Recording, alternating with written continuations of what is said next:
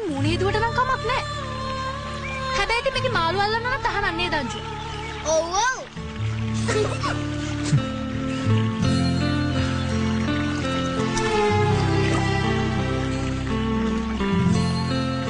මං හිතුවේ නෑනේ මේ පාළු 12 පාරට අයිතිකාරයොත් ඇති කියලා. ගමේ දේවල් ඇයිති ගමේ අපිට නේද අංජු? කෝ වාගේ නම ගහපු බෝඩ් එකක් මේ හරිය පේන්නේ නෑනේ. අංජු. ඔයාගේ 12 පාර පීනපු මේ මාළුවා මාව දැකලා බලෙන් මගේ අතට ආවා මිසක් මං අල්ලගත්තේ නෑ. අපේ ගමේ ඇලේ දොලේ මාළු එච්චර මෝඩ නෑ. නේද අංජු? අපි මේ මම මෙහාට ආවේ මාළු අල්ලන්න නෙවෙයි.